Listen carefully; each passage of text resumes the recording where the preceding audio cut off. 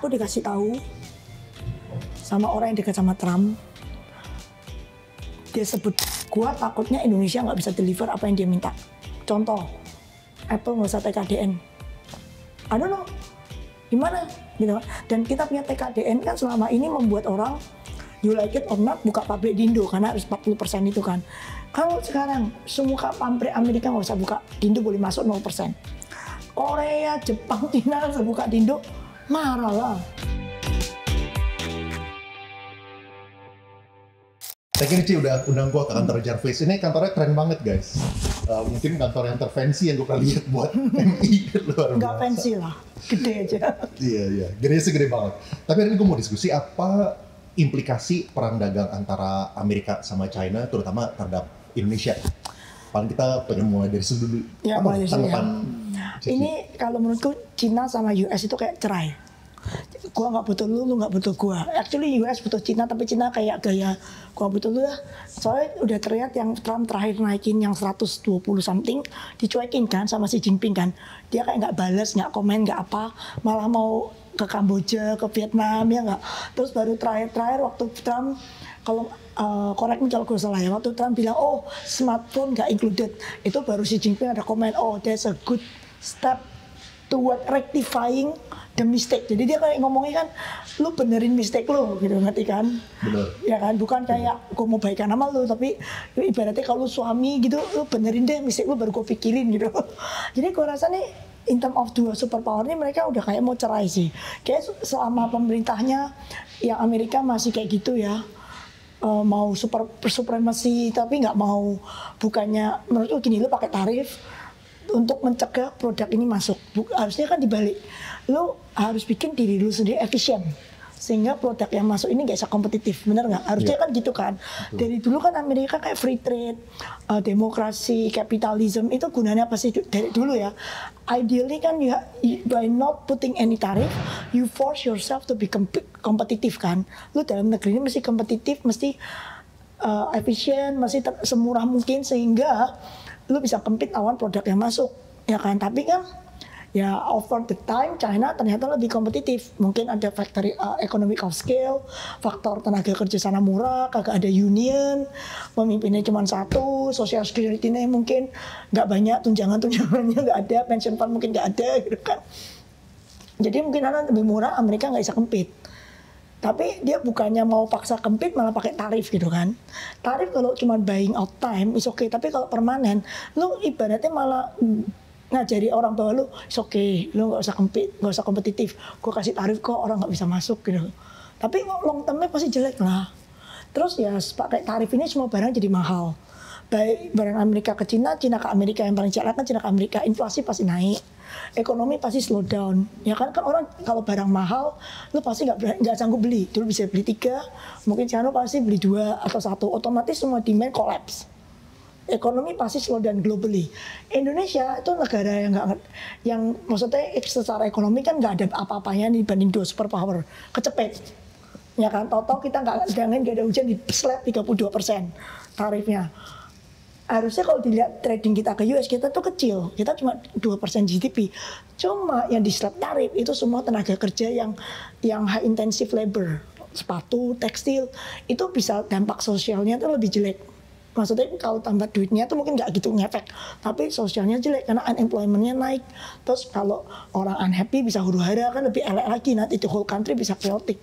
Jadi ya kalau kita sebagai negara yang nggak sekuat Cina, ya kita terpaksa baik-baikin US gitu kan. Ya tolong mas bro, jangan 32%, balikin. Mungkin nggak bisa 0, gue yakin nggak mungkin 0. Kan sekarang base tarifnya semua 10 ya. Ya 10% mungkin base tarifnya. Atau kalau dia BT sama kita 15 gitu kan. Tapi ya kita berusaha, kita dari yang paling murah. Kita bisa opportunity, gimana orang lain harus lebih mahal dari kita. Ya kan? Kalau kita competitiveness compare to Vietnam, kita kalah. Liburan kita aja lebih banyak dari Vietnam. Coba cek hari libur Indonesia setahun berapa, Vietnam berapa. Itu hari ya number of hari kerja ya. Udah beda aja, udah pasti kita punya competitiveness udah beda. Ya kan? Lu kerja more days sama kerja less days kan pasti udah beda. Jadi kalau kompetitif based on hari libur aja kita udah kayak the most country with the most hari libur. Gitu kan, jadi kayak kita udah nggak kompetitif. Jadi kalau pakai tarif, kita cuma bersembayang-sembayang, oke Vietnam tolong stay 48 dan kita 10. Gitu kan. Indah itu ke kita. Iya, itu baru indah ke kita. Atau Bangladesh, Kamboja, pokoknya satu paket itu yang ASEAN, tolong kita paling murah. Yang Malaysia stay 24, kita 10. Itu kita baru bisa compete. Tapi jalan kemarin gue baru ketemu temen gue orang tekstil. Dia bilang sama gue, lu cuma lihat Vietnam, musuh kita ada satu lagi yang sekarang 10, Turki 10. Nah gitu kan, Turki baju semua juga banyak made in Turki, cotton Turki banyak, kemeja cotton itu Turki banyak. Jadi ya, now we have Turki stay at 10, at least sebelum di slab tarif juga 10, sekarang base 10. Ya kalau malah bisa ordernya tuh ke Turki, bisa nggak ke kita. Jadi ya kita mesti jago-jago nego lah. Paling nggak kalau paling rendah 10 kita harus aiming supaya kita paling rendah. Paling nggak kalah duluan di depan. Itu kalau Indonesia punya posisi. Terus kalau ekonomi ya pasti tarif gini, as I said, globally slow down. Semua ekonomi pasti slow down. Ekspor import kita pasti kacau balau. Ini banyak orderan di pending. Soalnya kan ya ini kan 90 days, tapi kan Trump tengah-tengah kan bisa gila gitu kan. Tahu tarif-tarif ekstra yang nggak jelas itu bisa di slap on you.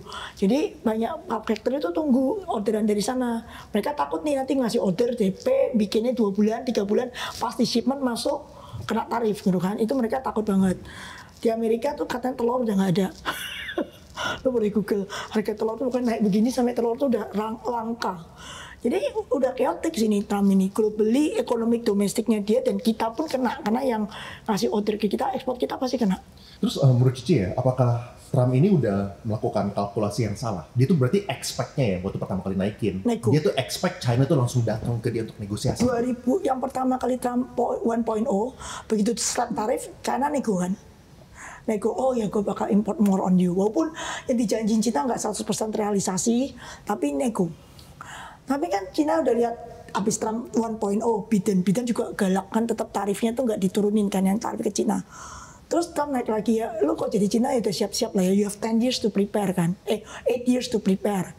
Ya lu udah siap-siap, jadi yang Trump 2.0 itu dia nggak nego, sama sekali nggak nego, malah retaliate. Dia udah siap gitu kan, 8 years itu dia udah relocate banyak ke Vietnam, sebagian udah ada masuk Kamboja juga, ya kan, terus ya mungkin Afrika juga udah relocate juga.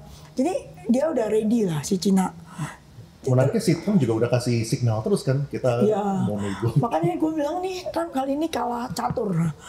Soalnya waktu dia gebrakan itu ya, yang tarif ngawurnya dia tuh, dia expect every country one by one nepon dia nego. Which is yang kecil-kecil ya kan, yang dia dengan bangga already 70 countries calling me gitu kan. Ya yang kecil-kecil ya pasti ya lemes lah ya, lu dikasih kayak gitu. Tapi yang gede-gede mana ada yang nego sih? Kanada langsung mau slap tarif. EU udah siap-siap mau slap tarif. China, tapi ini gara-gara Cina nggak nego dulu gitu. Jadi Cina nggak nego, yang hoping-hopingnya dia jadi kayak, ini kan negara gede juga, masa gue nego? Bukan negara kecil kan? Nah, negara yang Jepang, Korea ya nego. Ya, terus Taiwan gitu pasti nego.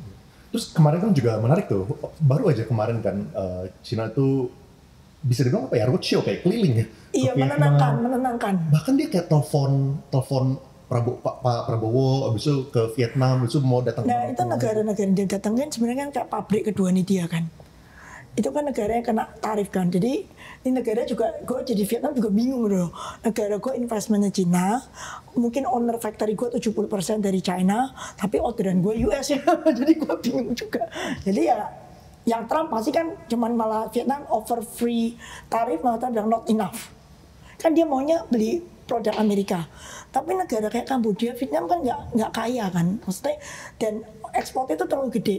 Jadi untuk nyamain, misalnya one to one ya, supaya trade defisitnya 0, itu Vietnam itu ada yang ngitung tuh, harus naikin pembelian dia ke Amerika tuh 11 kali.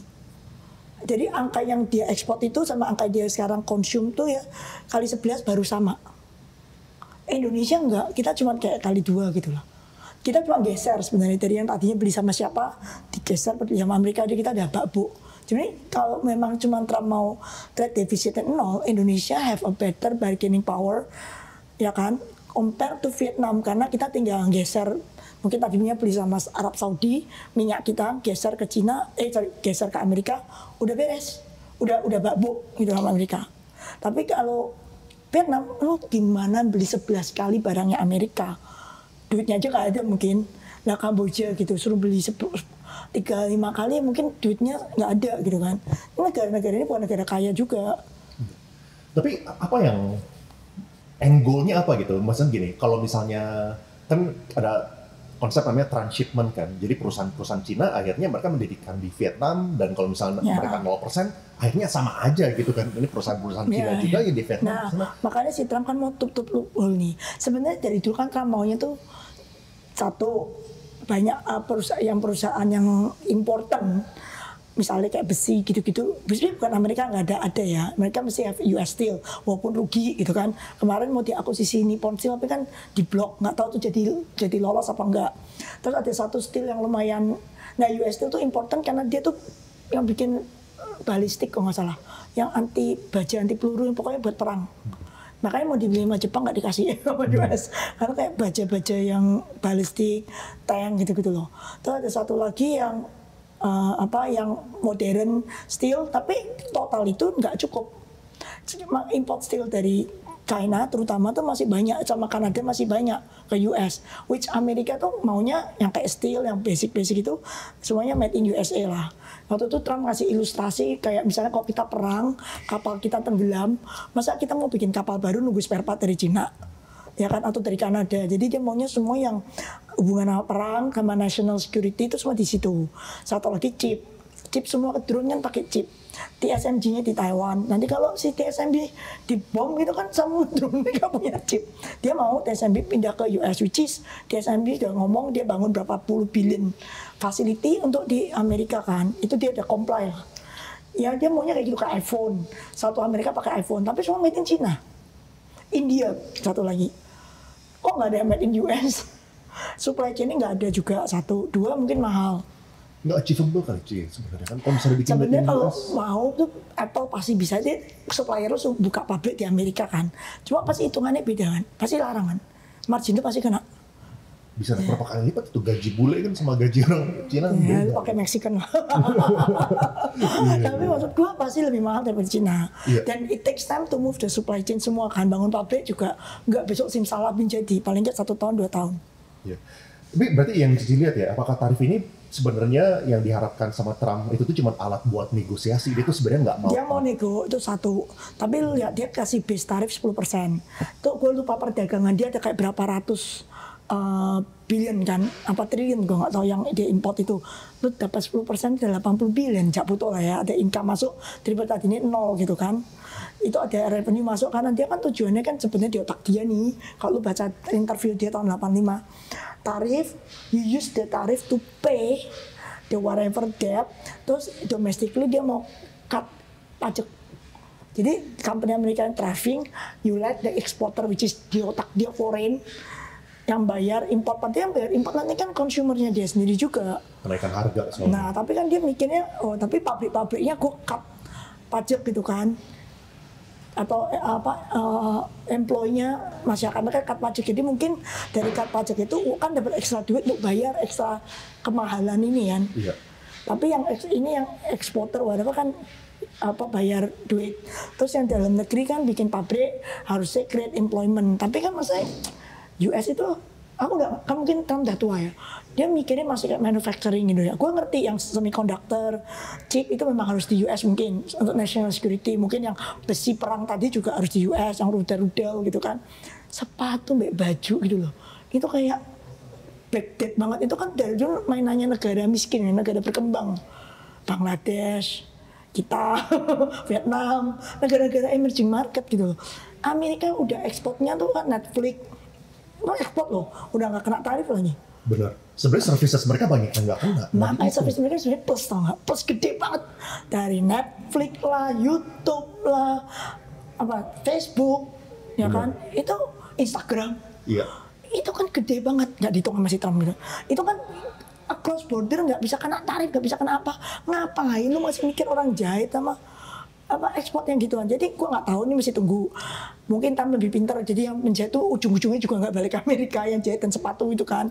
Yang mungkin dia paksa, which is TSMC udah bilang oke, gue mau buka pabrik di US, mungkin yang chip-chipan. Nah kalau gitu dia masih make sense.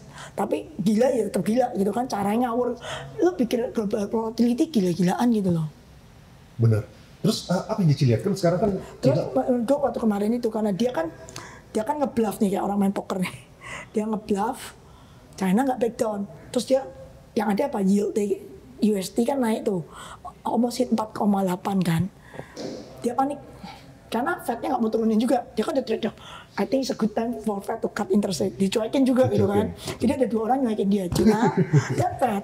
Boleh sedikit jelasin nggak Ci tadi yang mengenai 10-year yield-nya? Itu maksudnya apa tuh kalau misalnya 4,8 artinya Nah, apa? Implikasinya apa buat Amerika? Ya kalau 5% di mana-mana berat lah US, resesi lah.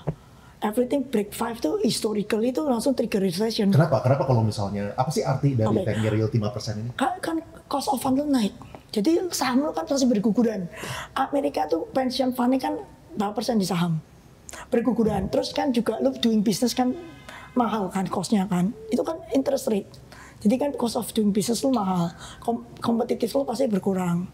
Ya pokoknya kalau makanya bisa trigger recession, bunga naik dulu baru recession, bukan recession bunga naik itu salah. Selalu yield naik dulu karena yieldnya naik itu trigger recession. Kalau udah recession orang ada panik, Fednya biasa turunin kan, step in kan, cut interest rate. Kalau cut interest rate masih doesn't work, QE, sprint money untuk get the economy going. Jadi urutannya biasanya gitu.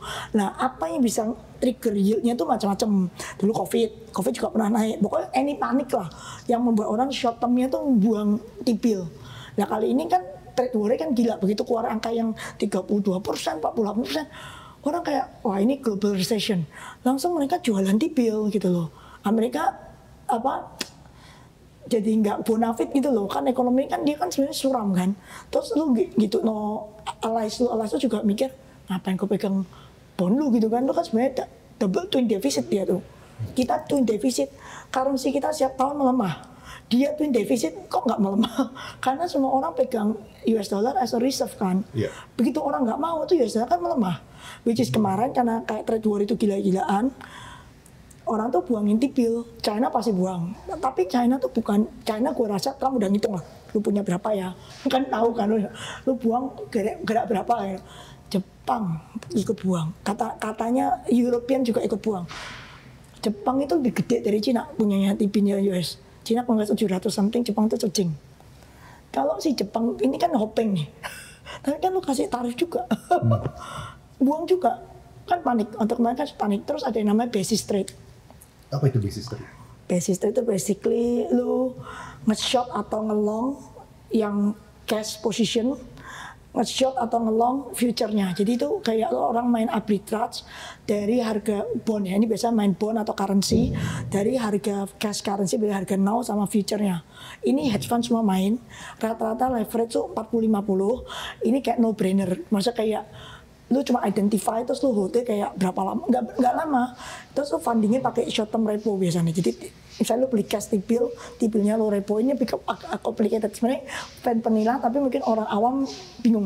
Buat repo dapat duit, terus lu nge-short future dapat duit, ada spread.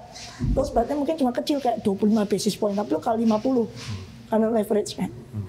Kemarin kan posisinya itu kalau nggak salah mereka itu nge-short term, nge-long term karena expect Fed cut bunga. Tapi karena Trump kayak gitu, short termnya jam kan, jadi kan rugi. Spreadnya jadi gede, itu ruginya gila-gilaan. Udah banyak banget yang margin call, makanya si Trump balik badan. Hit 4,8 dia balik badan, postpone 90 hari. Jadi dia bukan mau balik badan, dia dipaksa balik badan.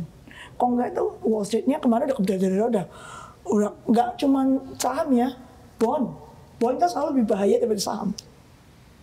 Bond biasanya lebih berbahaya daripada karena size lebih gede. Saham sama bond itu selalu lebih gede kon. Indonesia juga kalau mau currency goyang itu tuh nggak pernah dari saham. Asing keluar tuh nggak bakal ngubah currency kita. Asing jualan bond itu ngubah currency kita. Tapi sekarang yang ngubah currency kita judul. Karena itu lebih gede lagi dari bond. Oke, nanti aku bakal kesana, soalnya itu pertanyaan tentang BBRI juga. Tapi berarti dengan semua ini ya, Ci ya, misalnya nih, ini... Lu Google aja nanti basis trade. Iya. Misalnya Ci ya, kayak implikasi buat Indonesia berarti kayak gimana nih? Kayak apa yang kita kan pemerintah lagi mau negosiasi. Kira-kira apa yang kita bisa negoin ke Amerika? Beli barang kan. Kemarin Presiden bilang kan, udah kita kasih ngelis barang, kita bakal beli barang sehingga kita punya trade defisitnya bakbo kan. Kalau lihat dengar YouTube-nya Pak Prabowo dia bilang kan, kita mau bakbo. Bakbo ya pokoknya kita match. Jadi kita beli, kita coba mengalihkan, kita mungkin tadinya beli sama, aku bilang Arab mungkin oil kita geser beli ke Amerika. Cotton kita mungkin tadi beli sama Turki, geser ke Amerika. Wheat mungkin beli sama Australia atau mana lah, atau Brasil gitu, geser beli Amerika gitu lah. Soybean juga. Si optimis gak ya kita bisa dapat 10% atau minimal kita terbaik di ASEAN gitu lah? Gua sih lumayan ya, kayak kalau memang yang gini ya, yang gua nggak tahu di otaknya Trump, jujur aja. Kalau cuma minta bakbo, kita pasti bisa deliver bakbo itu. Kalau memang dia cuma minta bakbo terus kita dapat 10 atau 0, pasti bisa. Tapi kalau dia minta misalnya TKDN, Freeport balikin ke gua, lu keluar dari BRIC, maksudnya aneh-aneh yang di luar trade ya, yang di luar trade gitu, itu terus gua nggak yakin kita bisa deliver ya. Kayak lu bikin kita punya investment lebih pendek, lebih easier gitu kan, hurdle of investment lebih lancar, itu good to have, tapi prosesnya kan nggak cepet. Sementara kita cuma punya waktu kan 90 hari. Gua nggak yakin kita bisa birokrasi itu disikat dalam waktu 90 hari, tapi nggak tahu kalau Pak Prabowo benar-benar bertekad mungkin bisa juga gitu kan. Cuman usually it take longer ya kalau versi Indo gitu kan. Jadi kalau dia minta beyond trade, gua takutnya Indonesia nggak bisa deliver apa yang dia minta. Contoh, Apple nggak usah TKDN. I don't know, gimana gitu kan. Dan kita punya TKDN kan selama ini membuat orang, you like it or not, buka pabrik di Indo karena harus 40% itu kan. Kalau sekarang semua pabrik Amerika nggak usah buka di Indo, boleh masuk 0%. Korea, Jepang, Cina harus buka di Indo, marah lah. Weh, pabrik gue di sini, weh, Hyundai di sini, BYD di sini. Masa lu nurutin Amerika doang, terus nanti Ford nggak usah bikin pabrik, nggak usah apa, boleh jual mobil. 0%. Ya, kalau yang beyond trade, gue nggak tahu. Nah, tapi Trump kan listnya panjang tuh sampai barang palsu di Mangga 2 aja disebutnya, lu tahu kan? Oh, ada listnya, nanti gue kasih lu. Sampai disebut Indonesia adalah intellectual property yang violation. Mangga 2, sebut Mangga 2. Itu banyak barang fake. Lah, lu suruh bersihin barang fake di Mangga 2. Itu kan ada tas palsu, sepatu palsu, lah itu kan ngabisin Mangga 2. Itu dramanya sampai bea cukai, sampai mana kan nggak mungkin 90 hari yuk. Kalau dia mintanya aneh-aneh gitu, gua nggak yakin. Tapi kalau cuma minta babuk, kita bisa. Terus kalau misalnya kita ngomong implikasi buat saham kan kemarin udah gejolaknya luar biasa lah. Tapi belakangan ini udah mulai recover kan. 3 hari, baru 3 hari terakhir lah ya. Kerasnya udah lega. Udah 3 hari. Ya kalau saham gue lebih tenang gini, kan itu tadi yang cerita semua itu ekonomi slowdown pasti. Growth kita di bawah 5% pasti. Tapi bukan nggak growth, tetap growth. Sebenarnya kalau kita cut corruption itu 5% ke 8% tuh tutup mata juga dapat. Karena kita tuh high cost ekonominya tuh bukan karena kita lelet ya. Lelet dan liburan tuh one thing, tapi paling gede kan corruption. Kalau kita bisa cut corruption, mungkin nggak 0. Gue udah losing hope that corruption is 0. Mungkin dari 50% atau 70% corruption tinggal 10 lah. Ya atau tinggal 20 kan udah beda jauh juga gitu kan. Itu udah growth-nya udah kenceng gitu loh. Maksudku juga para koruptor itu juga lihatlah Indonesia lagi susah, lu jangan korupsi sekarang gitu kan. Don't kill the egg, the goose that laying a golden egg gitu kan. Goose-nya harus sehat dulu gitu. Ya maksud gua, lu kalau korupsi bisa di-cut aja, kita udah cost of ekonomi yang high cost itu udah turun. Jadi udah ada earning growth sebenarnya. Ya contoh ya kayak rokok kemarin, lu lihat angka gudang garam kan sedih ya. Tapi itu karena illegal cigarette toh. Illegal cigarette udah gitu gede 40-50 T. Pajak kita cukai hilang karena illegal cigarette. Kok nggak di barang tas? Itu jualannya udah terang-terangan di warung. Mata aja bisa lihat gitu loh. Masa lu nggak tahu belakangnya siapa gitu loh. Maksudnya pengepulnya siapa, distributor siapa, masa nggak tahu sih? Tahu lah, tinggal lu mau ada kemauan bersihin apa enggak. 50 T loh depan itu. 50 T tuh kayak budget makanan kita berapa tuh, 200, 300 seper 6 lumayan lah. Ya kan? itu kan illegal. Masa lo nggak berani berantas? Itu kan kalau diberantas itu illegalnya mesin ya. Kalau itu diberantas, lo bisa pakai yang misalnya ganti hand roll, melinting kan job creation. Mungkin orang dipecat dari Seritek gitu kan, jahit nggak bisa, tapi kan saya melinting rokok, dapat duit juga.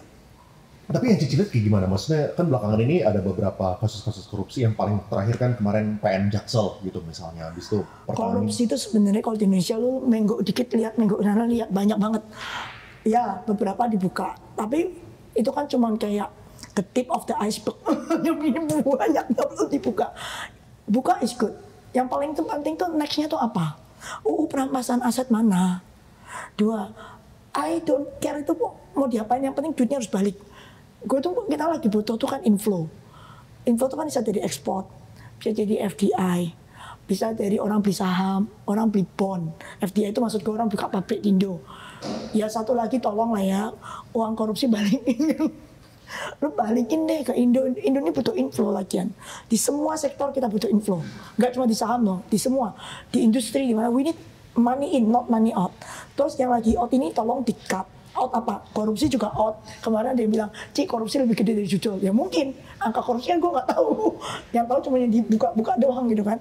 Ya judul tolong, itu dibikin susah lah kalau nyalain judul pakai VPN baru bisa. Berapa orang low end sih yang bisa, orang yang middle low, itu berapa orang sih yang punya VPN? Kan nggak punya. Kalau untuk akses saja butuh VPN, itu udah make it difficult kan, pasti drop. Itu judul. Kalau kripto susah lah, dilarang. Ntar gue dihujat yang pemain-pemain kripto. sama muridnya Cici sendiri. Enggak, kalau kripto, tapi sebenarnya itu tuh outflow kan, you know right? Dia bilang, Cik, kripto belinya pakai rupiah. Yang Mbok beli itu kan bukan made in Indonesia, Mbok beli BTC, ETH, Solana tuh made in mana coba? Apakah itu made in Indonesia? Bukan kan? Kalau lu nggak beli made in Indonesia kan berarti lu beli barangnya orang lain, ekspor. Lu beli barang ekspornya orang lain, jadi lu kayak import gitu kan, import ke wallet lu. Itu outflow pasti, crypto outflow, judul outflow. Crypto oke lah, call it investment. Judul itu apa investmentnya sih? Itu pemiskinan rakyat banyak. Aku nggak tahu nanti ini kan ganti regime. Pak Prabowo dengar-dengar benci banget sama semua yang berbau judi. Tapi aku belum dengar ada yang ditangkap-tangkap gitu kan. Jadi I'm waiting for that. Belum, kan case judul kan udah lumayan lama. Itu belum kelihatan ada perbedaan. Catanya teman-teman gua bilang omset udah turun jauh. Tapi turun jauhnya nggak tahu karena yang main udah miskin. Atau memang orang-orang itu nggak buka judul lagi, takut karena kan ditangkap aja, tapi yang nama-nama besar kan belum ditangkap. Yang ada di Tempo itu kan belum ditangkap semua. Iya, benar. Terus kan kemarin kan gue sempat lihat Cici diundang ke pemerintahan kan buat audiensi gitu kan. Itu ditanyain, maksudnya waktu itu kan ini sebelum Trump tarif ya. Sebelum Trump tarif. Ya itu kan kita trading halt, inget nggak? Benar.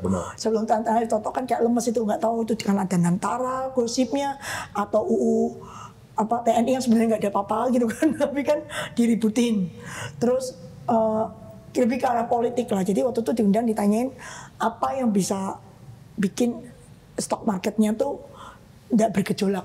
Terus Cici kasih dong sampai yang tadi semua tuh. Ya udah, nggak gua doang, itu kita beramai-ramai kan. Semua orang have the opini. Ada orang yang bilang, ya stock market itu memang secara keuangan dibanding bond itu kan kita lebih kecil. Tapi stock market itu kan selalu kayak indikasi kepercayaan gitu kan. Dan penilaian terhadap current government gitu loh, always. Karena yang nilai nggak cuma orang yang Indonesian, but also the foreigner. And kalau bond itu kan kita nggak kelihatan karena OTC. Kalau market kan kelihatan jelas gitu kan, di print gitu kan. Nah terus ada yang komentar bagus, ada yang bilang jangan sampai orang itu kan nggak tahu kondisi Indonesia, tapi karena lihat marketnya begini jadi panik. Terus jadi panik, jadi malah beneran Indonesia resesi. Dari yang karena gara-gara nggak tahu, menimbulkan kepanikan, terus malah jadi panik itu, jadi malah dijualin, malah Indonesia jadi kebenaran resesi. Padahal tadinya kita nggak harus resesi, kita masih growth. Ya, makanya yang kita kasih komentar itu kemarin kita misalnya ngomong, ya satu kita mesti ngomongnya ke publik itu yang dari government sekarang tuh lebih synchronize, lebih ngesing. Policy-nya sebenarnya not bad, tapi kadang publik tuh nggak bisa ngerti kayak Danatara. Sebenarnya not bad. Now that they have semua interview ke Danatara, ngerti Danatara bisa membantu stock market. Tadi sebelumnya kayak tentara mau ngapain bank gitu kan, memperkosa bank gitu kan. Tapi kan enggak. Ini kan sebenarnya kan they don't do anything, manajemennya dia nggak bisa ganti kok, tetap Menteri BUMN. Dia cuma dividennya doang diinvest, ya kan, ya itu doang. Investment malah bisa jadi market stabilizer, ya kan. Baru orang, kan banyak yang nggak ngerti gitu loh. Jadi kayak itu komunikasi satu kita minta, terus kita minta ya itu tuh BPJS apa naikin porsi, itu ada kita ngomongin. Gimana responnya? Itu kan udah keluar. Yang BPJS? Reuters naikin ke 20% in 2-3 years. Ada masuk ke Reuters kok, jadi udah publik. Makanya marketnya tenang. Karena kalau sekarang kan 7%, BPJS kan sekitar 700 atau 800 triliun kan setiap bulan nambah ya. Anggap aja 700 supaya ngitungin gampang. 7% kok jadi ke 20%, itu kan naik 13%. 13% jadi 700 berapa? Sekitar 100 triliun bukan? 100 triliun lu bagi 3 tahun lah. 30 T per tahun kan. Tapi kan duit dia setiap tahun juga naik. Jadi kan mungkin lebih ya. Itu udah oke untuk stabilis, untuk kayak yang natai barang itulah kalau orang panik jual gitu kan, udah stabilisator. Itu udah not bad.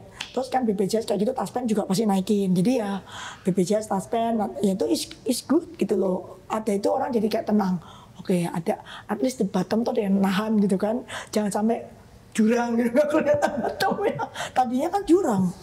Begitu kan lebih tenang, makanya marketnya kan begitu keluar di Reuters 2 hari yang lalu, the market is calm gitu. Terus itu yang kita minta. Jadi bukan Pak Prabowo nggak berdiri saham ya, they do. Kalau nggak makanya sih ketemuin kita. Cuma diundang kan fun-fun kan, ruangan tertutup gitu. Dianya nggak keluar loh, tapi anak buahnya cuma ada. Dia keluarnya yang berikutnya, yang apa sih yang habis perang tarif itu loh. Terus kita udah bilang ya, tolong presiden jangan ngomong judi gitu kan kalau saham itu, soalnya kan ya mau you like it or not, stock marketnya juga yang bikin bapaknya dia kan, Pak Sumitro tuh yang bikin stock market Indonesia. Jadi masa judi sih, we are investing kan, of course there is ada risk tuh pasti, but every investment have risk, tinggal kita bisa take the risk apa enggak gitu kan. Kalau lu nggak bisa take the risk ya deposito aja. Kalau ya kan semua investment ada risk, kripto lebih gila lagi risknya. Ya, terus jadi boleh elaborate ini nggak? Kan kalau misalnya BPJS tadi udah clear tuh, ya mereka bakal ningkatin mereka punya porsi saham gitu kan, bagus banget lah. Terus kalau misalnya ada Danantara tadi sebagai market stabilizer, liquidity provider. Gua nggak tahu, maksudnya bentuk juk pelaksanaannya kayak apa gitu loh. Kan belum kelihatan Danantara terima duit aja belum, kan dividennya baru dibayar sekarang. Betul, akhir bulan ini. Iya, habis itu cara mekanismenya, peraturannya kan harus dilindungi undang-undang dong. Kayak government gitu kan nggak bisa langsung jeder besok beli gitu kan. Dia harus ada kayak undang-undang yang melindungi dia supaya kalau ngapa-ngapain kan ada koridornya. Itu kan belum kelihatan, jadi aku nggak tahu apakah dia beli langsung atau dia pakai Taspen. Soalnya Taspen itu under Danantara. Ya kita nggak tahu, jadi just wait yang Danantara punya. Yang Cici harapkan apa? Apakah yang Cici harapkan ini Danantara juga ikut investasi di BUMN, punya mereka buyback shares kah atau kayak gimana? Gua nggak bisa ngatur Danantara, tapi kan Danantara kan mandatnya harus create job sama harus cuan. Karena dia tugasnya cari cuan untuk ngambil APBN. Jadi ya gua cuma kalau mengharapkan bos-bos Danantara setiap hari ngeliatin saham, kayak mereka sibuk lah ya. Ya mungkin dia appointed satu tim yang investasinya dia mungkin internal, mungkin eksternal, I don't know. Terserah dia. Tapi kalau dia bisa masuk ke saham, ya gue lebih happy lah ya. Gue kan orang saham, jadi gue juga maunya inflow kalau bisa saham banyak kan ya Bu. Jangan bond. Kalau gue, tapi kan gue nggak bisa ngatur Danantara juga. Ya. Terus ini pertanyaan publik nih Cik. Apakah menurut Cico Ai kemarin di HSG sudah bottom atau masih ada potensi besar koreksi lagi? Gue koreksi, gini ya, kalau menurutku kalau BPJS sudah bilang tahan, maksudnya mau naikin. Kemarin yang trading halt 2 kali itu menurutku udah lumayan bottom. Kecuali nanti kalau ada perang ya, misalnya nih Amerika langsung nyerang Cina, itu all the bet is off lah, itu beda cerita. Jadi kadang tuh kita nggak bisa ngomong ini bottom apa enggak karena sekarang banyak faktor di luar Indo. Iya kan, yang gue nggak ngerti juga di otaknya Trump ada apa, otaknya si Jinping ada apa. Jadi kalau buat Indo ya kita pokoknya based on historical, setiap kali ada trading halt biasa kan udah bottom, soalnya panik kan. Trading halt is because of panik. Biasa kan panik bottom, tapi kalau trading halt berkali-kali mungkin prinsipku dari dulu kalau trading halt sandal. Pasti nanti ada recovery-nya. Soalnya kan trading halt tuh panik gitu loh. Enggak semua company yang lu panik itu jelek gitu loh. Mungkin tahun ini growth-nya lemah, tapi bukan nol. Iya. Terus Cici pede nggak sih dengan ekonomi Indonesia ke depannya? Soalnya kan kemarin kan ada banyak yang ngomongin, wah ini bisa jadi tahun 98, ya kan Enggak rupiah lah. bisa sampai 20.000 rupiah. 98 enggak, tapi rupiah melemah ya iya karena judul kan. Lo lihat sebenarnya US dollar ini kalau semua mata uang sedunia udah melemah. Ke semua kecuali ke rupiah. Basically cuma ngitungnya kalau outflow lu lebih banyak daripada inflow, iya lu pasti melemah. Sekarang outflow lu ini lo yang harus tukar. Gue paling bete sama judul. Gitu. Itu yang paling menyusahkan orang, merugikan masyarakat, memperkaya segelintir orang doang, uangnya keluar pula. Itu kan udah pokoknya semua yang jelek-jelek ada di situ. Nggak ada bagusnya. Gak ada bagusnya sama sekali. Sama koruptor lah ya. Tapi angka koruptor gue nggak tahu. Iya. Ya itu nggak ada bagusnya juga dua ini. Iya. Kalau kripto masih investment gitu. Tapi yang ini nggak ada bagusnya. Itu nggak diberantas ya gue nggak ngerti ya. Rupiah melemah terus. Iya. Terus gimana Ci? Tadi kan Ci juga sempat singgung dengan BRICS kan. Apakah itu jadi salah satu hal yang Amerika itu nggak suka dan Aku dikasih tahu sama orang yang dekat sama Trump, dia sebut BRIC. Jadi kalau you guys remember yang Toto Indonesia suruh terima apa Gaza punya apa refugee itu. Iya. Ya kan ingat ya, kalau ada nyontok itu yang gak ada ujian, Toto kita harus terima Gaza refugee. Itu karena dia tuh bete kita masuk BRICS. Menurut orang itu ya, gue cuma nge-quote orang itu ngomong. Terus emangnya apa sih Ci sebenarnya benefit kalau misalnya kita akhirnya bergabung, kita udah lah ya, kita ada bergabung dengan BRICS, benefitnya apa? Apakah itu bisa jadi mengurangi? Itu kayak mereka kan mau dedolarisasi, mungkin kita juga mau dedolarisasi. Tapi kalau sebagai negara itu kan supplier semua ya. Ya gue dulu mikir mungkin ini supplier bersatu gitu kan supaya bisa kontrol harga. Cuma bayarnya kan semua nggak ada di situ. Berarti kayak supply lawan demand aja gitu kan. Di sini nih BRIC. Ya mungkin ini kalau kita bersatu kira misalnya batu bara ya kita janjian ya semua ya harga sekian. Atau apa sih mereka supply apa sih commodities right, all the BRIC right. Kalau kita bikin kartel ya mungkin ada benefitnya. Jadi demand-nya, tapi kan ada negara komoditas nggak masuk juga. Brasil, Australia nggak masuk, Kanada nggak masuk ke BRIC. Itu kan komoditi country juga. Argentina nggak jadi masuk. Itu juga saingannya Brasil kalau soybeanan kan. Jadi maksudnya nggak semua orang juga yang supplier ini masuk ke BRIC juga gitu. Jadi menurut Cici sekarang belum ada benefit yang material. Gua belum lihat sih, maksud gua ngapain sih jadi anggota mending jadi trading partner aja kan. Jadi kita non-block gitu loh. Kalau kita memihak itu kan kita susah ya. Kita secara financial not strong enough gitu kan untuk sok-sokan blok-blokan gitu. Iya. Tapi kalau bisa dari segi lokal Ci, kan beberapa sektor pasti kan ada yang paling sengsara kan dengan adanya trade war ini kan. Yang paling kena itu apa Ci? Tekstil, sepatu lah. Itu udah hidup susah, berat kan. Itu kan cari pinjaman bank aja masuk kategori negatif gitu kan. Nggak semua banknya mau ngasih kredit. Kalau kredit pun nggak bisa dapet yang super murah. Which is sekarang harusnya katanya ada government kayak mau bantu lah. Tapi kan nggak tahu angkanya piro. Terus ekspornya ke Amerika, tenaga kerja banyak. Kemarin ada video itu kan yang PT Jiong itu yang orang minta demo, terus habis demo tuh gaya banget waktu demo ngomongnya tutup saja, begitu tutup nangis-nangis minta dikerjakan lagi. What the hell gitu. Maksudnya itu industri paling susah soalnya tenaga kerjanya banyak, ngatur orang nggak gampang. Terus sekarang lu di slap trade war ya paling berat dia lah. Terus paling takut lagi dumping dari Cina ini mesti hati-hati nih. Apa tuh maksudnya Ci? Cina nggak bisa buang ke Amerika kan? Berarti whatever China nggak bisa buang dia oversupply. Iya. Buang kemana? Ke ASEAN lah atau Afrika pokoknya ya negara-negara sekitar kan.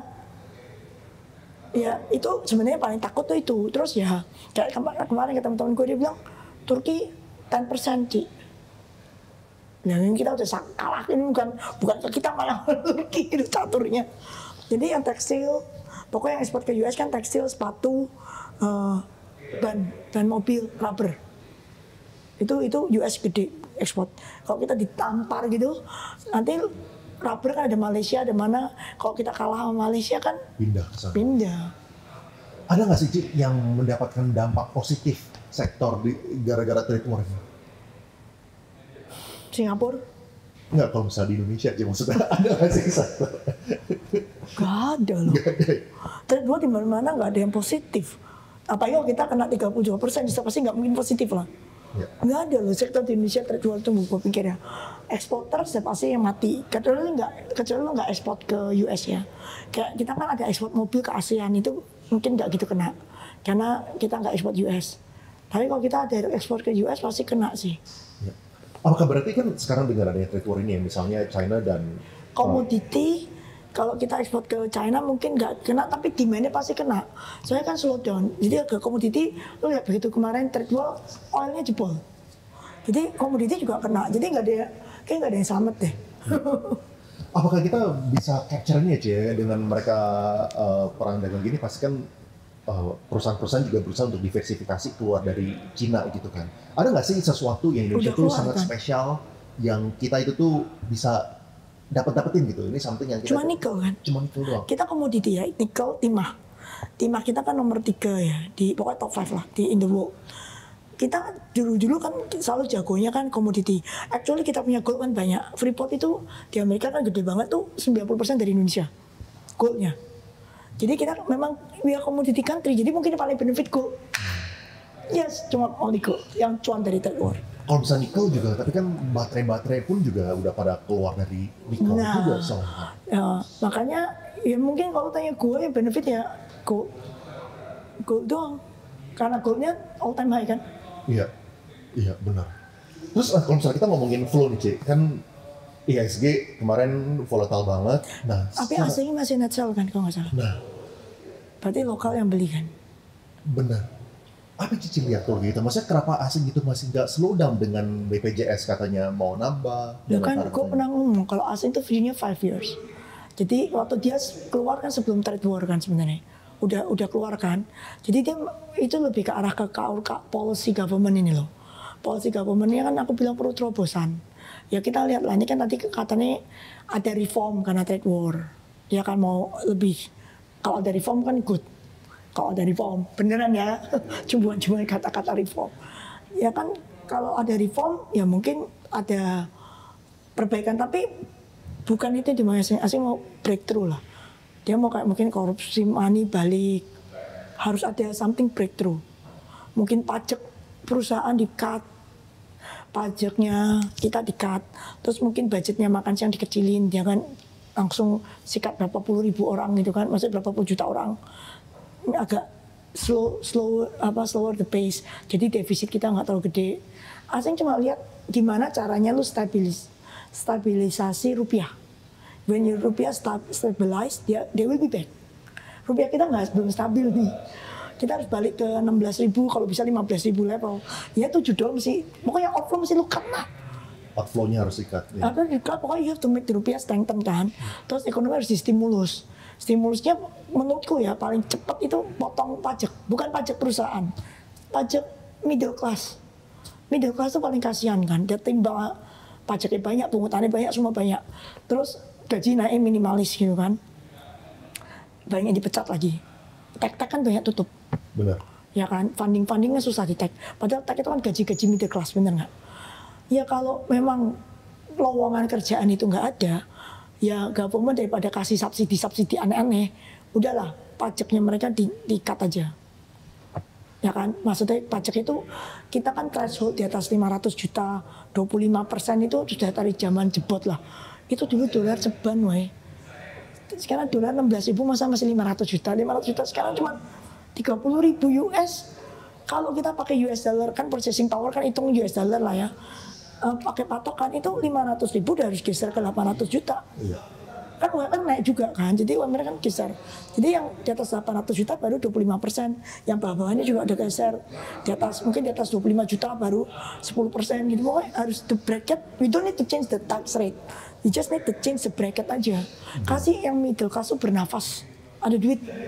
Terus perusahaan juga dulu dijanjiin, mau kayak Singapura, inget nggak? Kalau listed minus 3, 22 minus 3 kan 19, Singapura kan 17. Beti lah ya. Kan dulu dijanjiin tuh mana stuck. Yang ada PPN naik ke 10, ke 11 ya kan. Mana?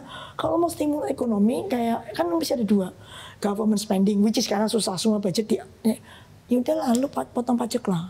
Gak usah banyak-banyak, tax bracket digeser. Yang corporate tax itu turunin dikit-dikit kayak perjanjian dulu yang mau ke 19.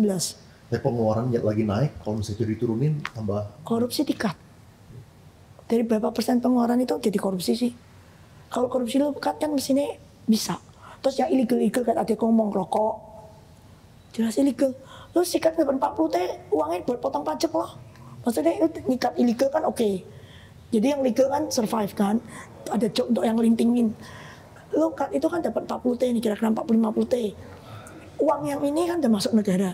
Ya lu bisa ngurangin pajak bener nggak? Iya. Untuk masyarakat semua. I think masyarakat would appreciate that kalau pajak mereka berkurang. Dan itu stimulus lebih cepat. Jadi Cici belum melihat sebenarnya dari asing ini balik ini belum ada tanda-tanda seperti itu ya? Belum ada breakthrough. Gue udah ngomong aku butuh breakthrough dari government apa gitu loh. Ya sekarang stabilize karena BPJS sudah bilang gue beli, oke lah cek satu government policy, I need a breakthrough. Iya. Terus apa pandangan Cici tentang BBRI? Soalnya kan kemarin kan kemarin udah bottom banget. Udah bottom banget. Nah, kemarin bottom terus BPJS udah bilang baik kan. Jadi kemarin BBRI waktu kemarin udah boleh taruh sandal, jujur udah mulai beli. Taruh sandal karena kalau BPJS beli kan biasa kan dia belinya pasti SOI Bank pertama kali. Gak mungkin lah dia beli papa. Gak mungkin. Pasti belinya government own yang bank-bank dulu kan. Karena bank kan dividen yieldnya oke. Jadi dia pasti beli itu dulu. Iya, oke. Terus kalau misalnya ya, oke, sekarang kita ngomongin papa ya, kita ngomongin Samko loh. Kan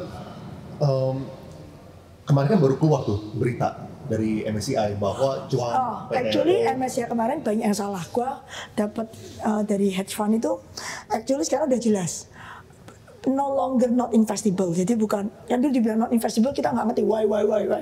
Sekarang udah jelas UMA gitu kan. Pokoknya nggak boleh UMA.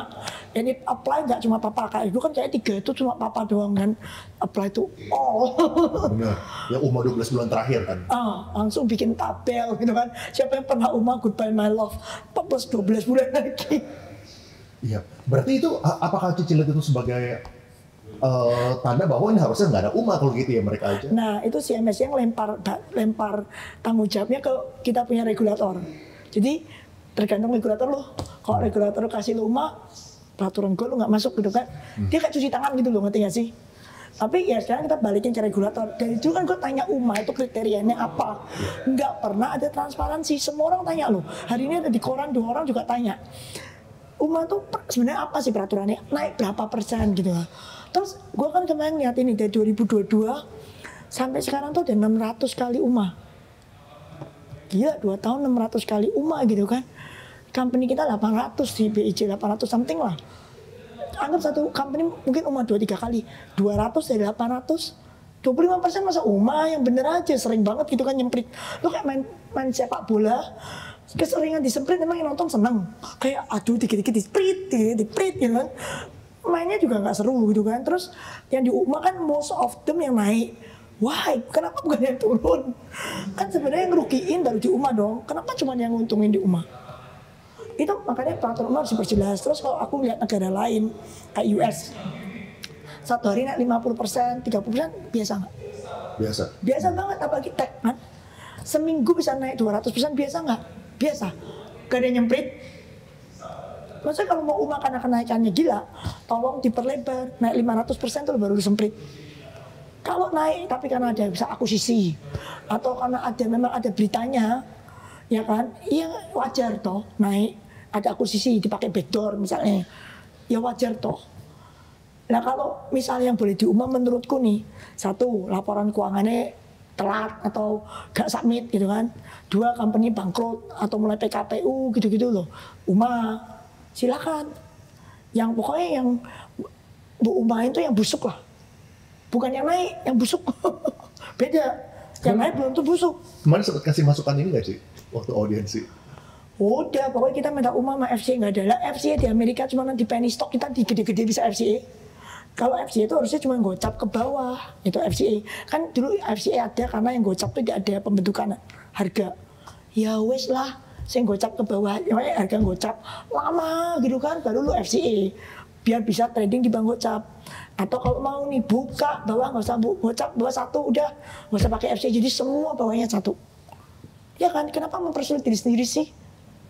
Banyak lah yang kayak gitu. Nah kan maksudnya kan kesan yang gue dapetkan dari dulu, gue jujur gue udah ketemu banyak orang, belum pernah ketemu orang yang support gitu. Maksudnya gini, maksudnya kalau misalnya orang-orang ya pelaku-pelaku di saham itu adalah udah pada teriak-teriak, kenapa sih nggak dirubah gitu? I just don't know, you ask me gitu kan. Gue udah ngomong berkali-kali, Indonesia paling penting likuiditas, both UMA and FCA itu kill on liquidity. Kenapa tetap ada? Gue juga nggak ngerti gitu kan. Ini kayak God power, ngerti gak sih? Mereka happy aja kalau bisa ngumain suatu perusahaan gitu kan. Kayak power of God, aku juga nggak ngerti. Mungkin ada nego di belakang, gue juga nggak tahu. Tapi this thing should not be there. Nah, ada kan lu ngomong, sahabatnya orang nggak ada yang support. Gue juga bingung kenapa ada di sana. Sama. Saya udah ngomong juga berkali-kali, jangan UMA, jangan FCA, don't kill liquidity pokoknya. Iya, iya. Terus kalau misalnya Cici lihat ya dari PPP kayak gini, sekarang udah ada jelas nih aturan dari MSCI 12 bulan terakhir. Yang nggak jelas Indonesia kan umumnya apa? Seperti biasa. Yang mereka cuci tangan lah gitu kan. Nah, apakah berarti kalau kayak gitu game plan-nya PPP ini Cici lihat udah ya udah kalau itu 12 bulan jangan sampai gue bakal bisa masuk ke MSCI lagi nih, atau misalnya ada orang yang nanya nih apakah jajan PPP udah capek nggak sih? Enggak lah. Misalnya. Gue TPIA dulu dia 2 tahun lebih. Maksud gue, buat dia tuh MSCI tuh bukan duit MSCI yang dia mau. Kekecilan uang itu is beyond that. Jadi satu ya kayak lu kalau masuk MSCI kan lu kayak makan daging USDA approved gitu kan. Kayak lu bisa dilihat asing gitu loh. Dia kalau punya bisnis kan partnernya banyak asing. Dia kemarin beli Shell partnernya siapa? Glencore. Ya enggak? Dia bangun kayak yang dia punya brand itu investor-investor kan juga foreign semua rata-rata. Ya kalau lu masuk MSCI buat orang level dia nih, level Anthony Salim itu cuman kayak oh company gue nih cami masuk di radar asing gitu loh. Solid untuk first time aja. Terus mungkin kalau nego bank lebih murah. Soalnya kan saham lu kalau di repo bunganya lebih murah karena lu MSCI, berarti lu appeal to foreigner. Kalau lu nggak MSCI kan lu nggak appeal to foreigner.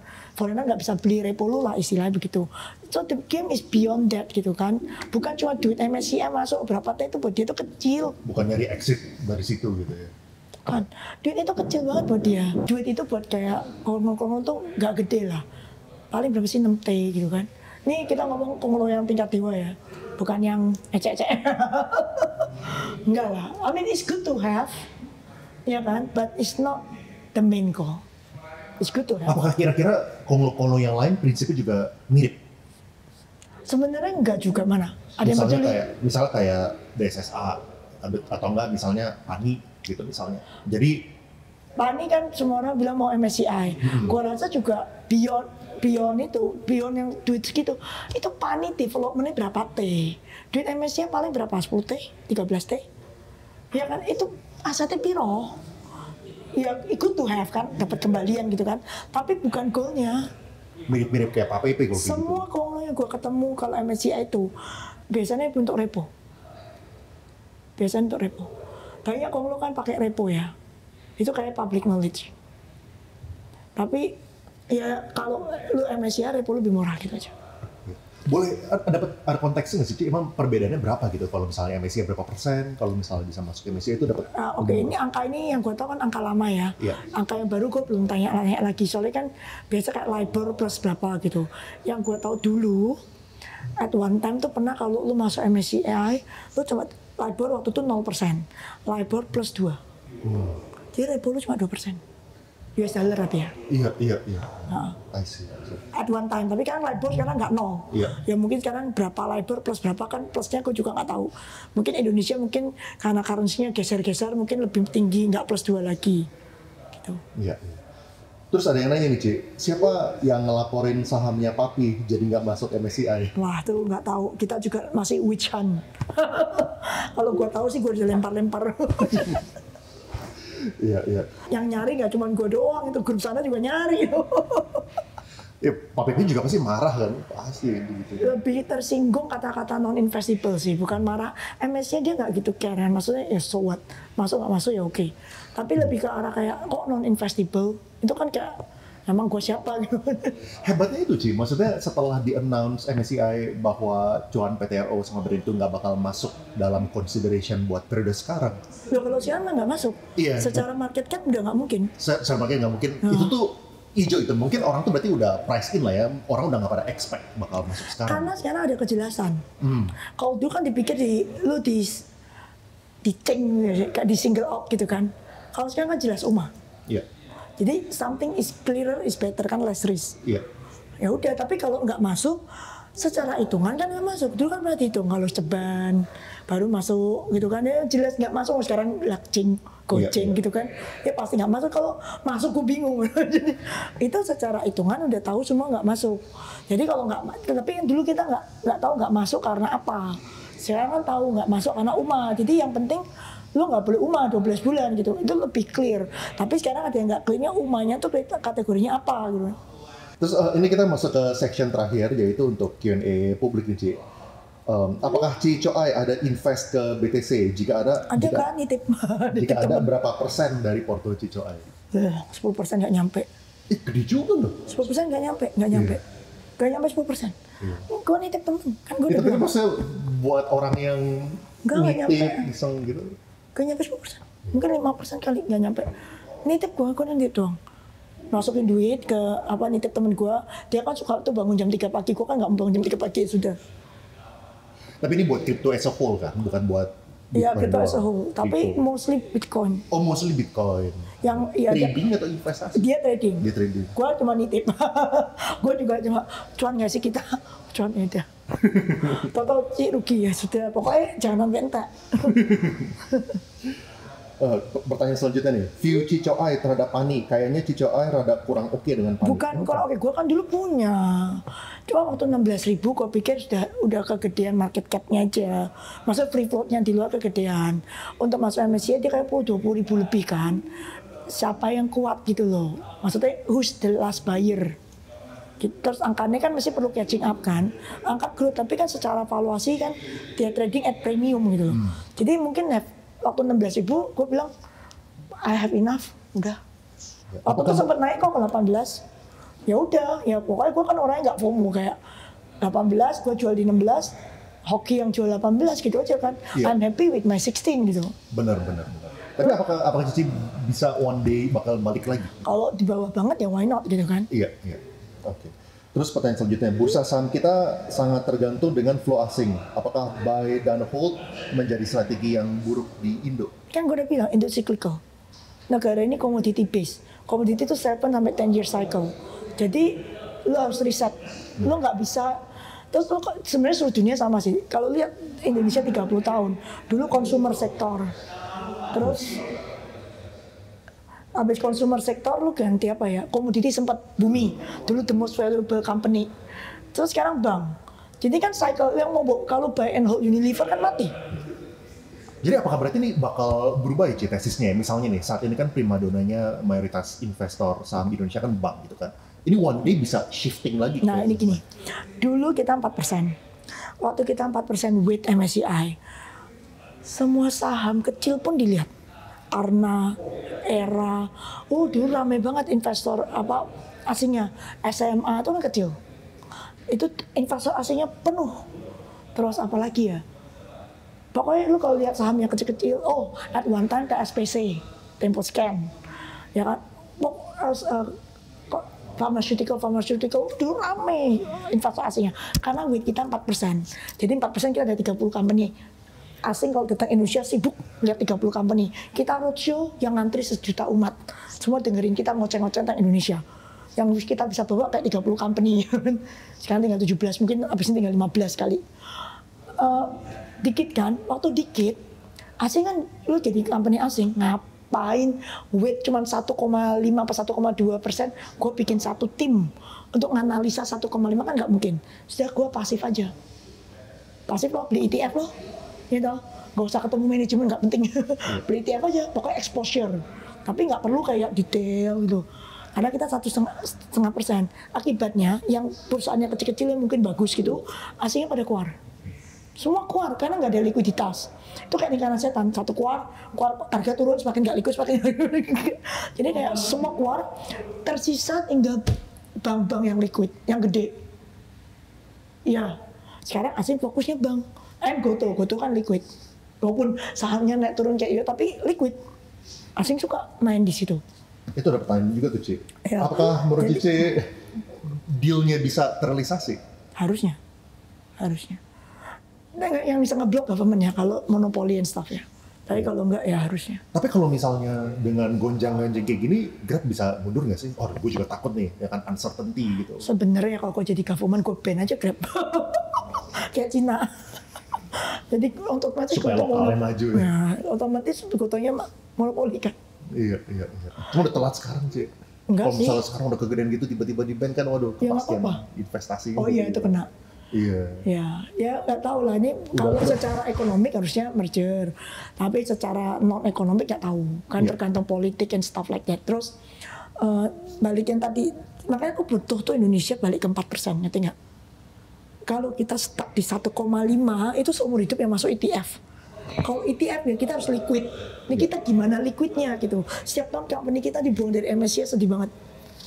Ya kan kita harus balik 4%. Jadi makanya aku semua messageku pokoknya sudah gak usah pakai fundamental teknikal kan ada kaum fundamentalis, kaum value ngata-ngatain si papa gitu kan. What we want, more company masuk MSCI sehingga totalnya tuh di 4% weighting. Baru company value lu dilihat. Baru karena ada tim yang dibikin, yang tim ini pakai otak kan, bukan pakai komputer. Jadi timnya ini juga, oh this company is value ya, maybe we should invest. Kalau lu nggak 4%, value lu tuh nggak dilihat. Sampai mati tuh loh, tidak kan yang dibeli cuma ETF. Value lu ada nggak di ETF? Value itu biasa nggak liquid. Nggak ada orang notice kan, hidden jewel. Ya karena hidden nggak ada yang notice, nggak ada yang beli, nggak liquid. Nggak liquid nggak masuk MSCI, nggak dibeli sama ETF, gitu kan. Lingkaran setan. So we need a breakthrough juga, masukin semua ke MSCI. Sampai kita 4%, baru mereka ada tim ngeliatin yang value. Iya. Terus dengan kondisi global seperti ini, masih efektif nggak ya buat DCA ke saham Big Bang dan S&P 500? Mungkin yang ditanyain juga ini kali, apakah takut ya ini Amerika bisa berubah nggak ya fundamentalnya? Pasti berubah kalau Amerika. Ini Trump ini ya, aku baca banyak, ya, including Cire Dalio ya. Semua ngomong ini mempercepat dedolarisasi, mempercepat Amerika ke resesi. Yang paling the worst word itu dedolarisasi. Amerika kalau nggak ada orang, Amerika twin deficits. Masih bisa hidup sampai hari ini karena orang pakai buat reserve. Kalau nggak ada orang pakai dolar, itu negara berantakan loh. Terus kalau lu baca yang Ray Dalio itu selalu kan defisit, habis defisit tarif, ya kan? Tarif terus currency-nya dibuang, habis currency-nya dibuang perang. Ini Sesuai dengan runutannya. yang perang ini yang gue deg-degan. Iya. Kalau misalnya udah sampai desperate.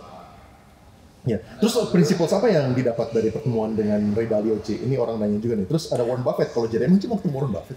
Raymond. Wih, luar biasa. Bukan gue lagi memohon tidak dikasih, ternyata cuma boleh satu.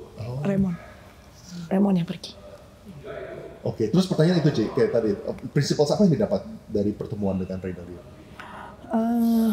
Dia nggak ngomong apa-apa sih, banyak sih, pokoknya dia cuma kata-katain Indonesia itu not bad, dia bilang. Dia miss out China waktu itu, dia nggak mau miss out Indo. Waktu itu belum perang tarif yo, belum perang tarif. Si Tommy aja belum jadi presiden, baru kayak kampanye gitu. Jadi dia actually think Indonesia not bad.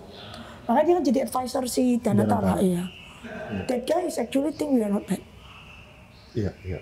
Kita tuh banyak low hanging fruit. Contohnya koruptor itulah. Iya, benar. Terus ada yang nanya juga nih, yang kepo nih, Ci. Saham apa dengan porsi terbesar di Jarvis?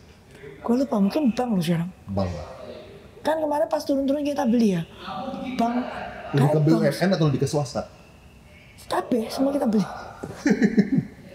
Kayak kita sekarang paling gede bank sih. Sebelum update dividen berarti?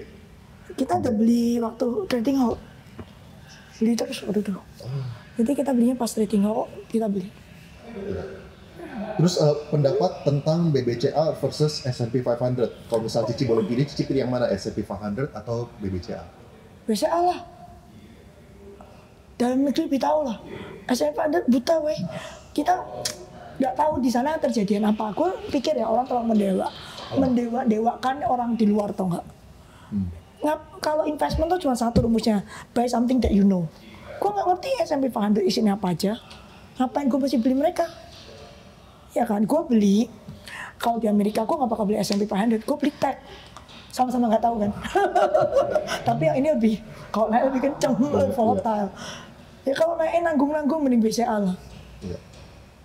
Oke, ini pertanyaan terakhir nih, ada yang nanya, kalau misalnya lu bisa ngasih saran ke investor di Indo untuk bisa survive dalam beberapa bulan ke depan, apa? Satu, nggak all in, nggak margin, always ada cash. Apalagi periode sekarang ya, karena high volatility, karena pemerintah yang negara adidaya itu siklan terus untuk gendeng, jadi kan high volatility sama dengan high risk.